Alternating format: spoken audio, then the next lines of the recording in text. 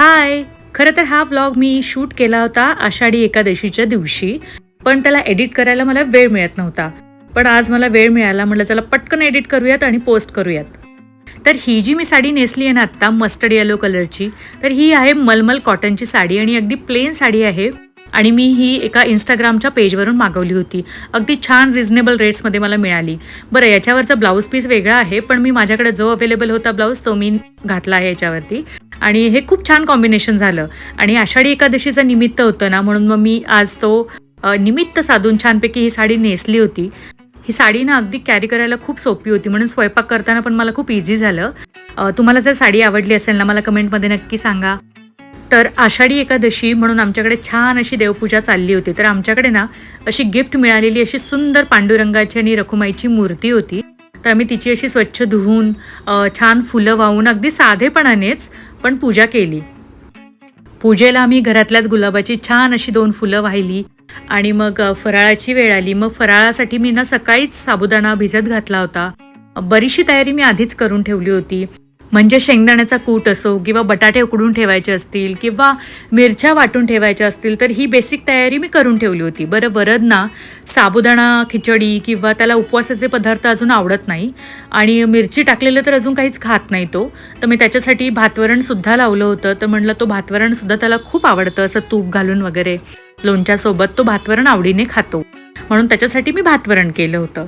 तर मग मी असे बटाटे थोडे थंड करून त्याची साल वगैरे काढून खिचडी करायला घेतली. तर थोडीशी कमीच तिखट मी केली, कारण मग आद्याही खाणार होती, तर तिला जास्त तिखट चालत नाही. मग आम्ही वेगळी वेगळी खिचडी करण्यापेक्षा एकत्रच पण थोडीशी कमी तिखट खिचडी मी बनवली.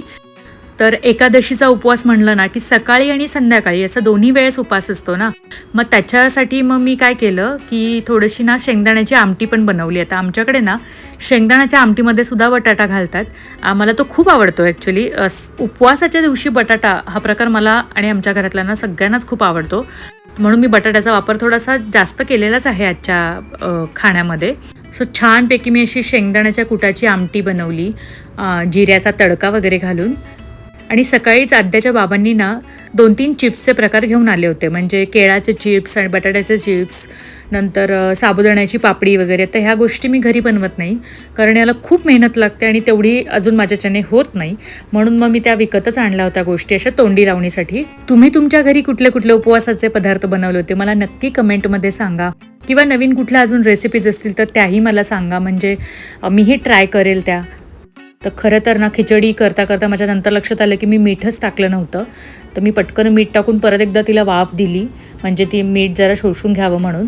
तर माझं जेवण रेडी झालं होतं, म्हणून मग मी म्हटलं एक छोटीशी शॉर्ट्स शूट करून घ्यावी, म्हणून मी असं छानसं ताट वाढताना पण एक शॉर्ट्स त्याची एक शूट केली आणि मग नंतर आम्ही जेवायला बसलो. तर हा माझा दुपारचा जेवणाचा मेनू होता. तर संध्याकाळी मी काय केलं, फक्त रताळी उकडली आणि वरईचा भात आणि शेंगदाण्याची आमटी असं सिंपल आम्ही खाल्लं. सोबत चिप्स तर होतेच. संध्याकाळी आत्या पण घरी आलेल्या आणि मग त्यांच्यासाठी म्हणून थोडंसं एक्स्ट्रा मी जेवण वाढवलं होतं आणि मग आम्ही सगळ्यांनी मस्त असं जेवण दुपारचं पण केलं आणि संध्याकाळचं पण छान. तर ॲक्च्युली मला उपवास होत नाही, पण तरी मी ह्यावेळेस छान असा पूर्ण दिवस उपवास पकडला होता, म्हणजे खाऊन पिऊन होता, तरी पण खिचडी फक्त खाल्ल्याने ना कधी कधी काय होतं, पित्त वगैरे असं प्रकार होतात.